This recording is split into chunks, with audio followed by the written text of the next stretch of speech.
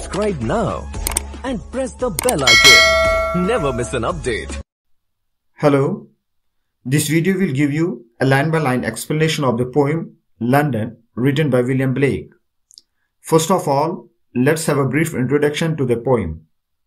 The poem London, written by William Blake, was published in 1794 in his collection of poems Songs of Experience. The poem mirrors William Blake's worries about society's social and political issues in the late 18th century and addressing the impact of the Industrial Revolution on society. In the poem, Blake delves into the difficult aspects of city life in London, illustrating the city plagued by poverty, oppression, and moral decline. Blake criticizes the institutions of church and monarchy, attributing social issues to their oppressive influence. The poem paints a clear picture of the pain and unfairness that Blake sees in London. Geoffrey Keynes comments, "This poem is one of Blake's most outspoken protests against the effect of industrial civilization upon the life of the individual." Let us now look at the poem. First stanza.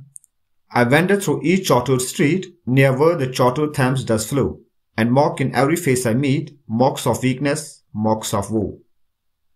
Now, look at the first two lines. The word wander means to walk slowly without any particular sense of purpose or direction. The word wander helps us understand more about the person speaking in the poem. It seems like the speaker is not very confident and might be a bit confused or lost. The use of the word chartered introduces the imagery of mankind in slavery, showing that oppression, not freedom or individuality, is the condition of the London that Blake writes about. Chartered also means hired out or leased and shows that the city is in the hands of the merchants, and even the streets and the river Thames is being controlled for profits. Look at the second couplet. The word mock here means notes or careful examination. The poet chooses the word face instead of person to show the loss and sorrow of the people. The term mocks suggests visible signs. Weakness means being weak and easily hurt physically or emotionally. The word woe means misery. This observation may indicate an interest in understanding the emotional state or experiences of the people in the city. Now, in the first stanza, the speaker wanders through the regulated streets of London.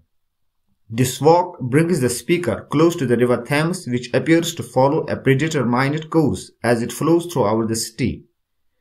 During this walk, the speaker notices signs of vulnerability and suffering in the face of everyone he encounters. Look at stanza 2. In every cry of every man, in every infant's cry of fear, in every voice in every band, the mind-forged manacles are here. Now, look at the first couplet of the second stanza. The repetition of the word every, which has been used 5 times in the stanza, shows that no one can escape from the miserable and tragic reality. And the repetition of the word cry emphasizes how the people in London suffered at that time, not only men, but also infants. Men cry because they are poor, live in difficult conditions, face restrictions, and are exploited. The fearful infants cry because many of them are born prostitutes. They don't get love from parents and don't get proper food. They get sick and sometimes don't survive. Next couplet. The word voice refers to the expressions, utterances, or opinions of the people in the city.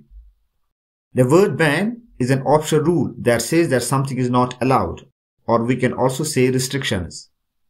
Forged means to shape a metal by heating it. A manacle is a chain used for fastening a prisoner's ankles or wrists together, or simply shackles or handcuffs. Now the manacles have been described as mind-forged, which implies that these mental chains are created or imposed by one's own thoughts or by social influences. In the second stanza, the speaker can hear the pain in the cries of both men and fearful babies. The speaker believes that every noise and every rule the city enforces makes people feel stuck and oppressed by city life. Look at stanza 3.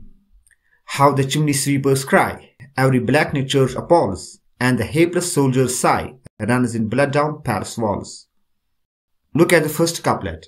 In the first line, the speaker is drawing attention to the cries or calls of the chimney sweepers, emphasizing their laborious and miserable conditions. Then the speaker describes church as blackening because they used it to send children for chimney sweeping and were exploiting them.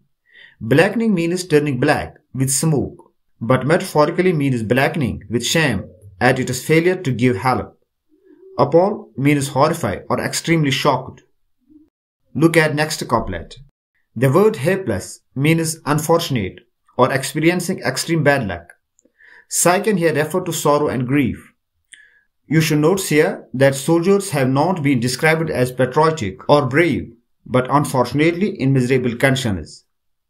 In the next line, the speaker thinks about how soldiers are dying for no good reason.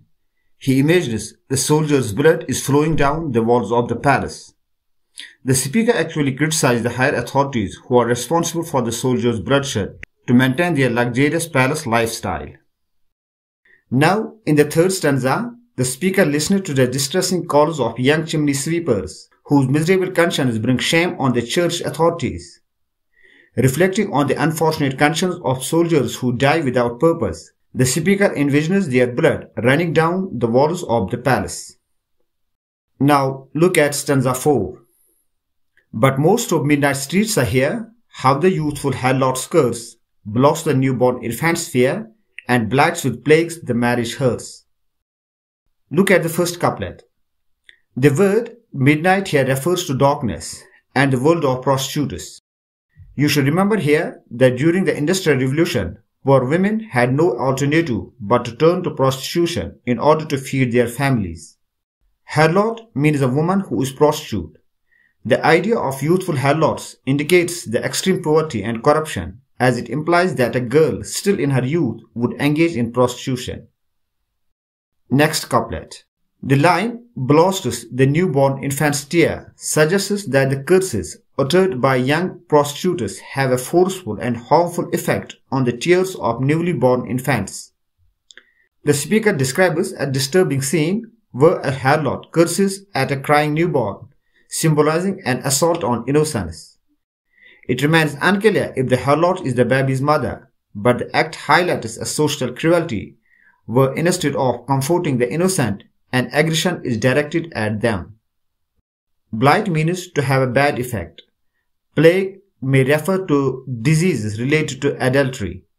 The phrase blights with plagues suggests that these curses bring affliction or calamity to marriage, symbolized as hearse.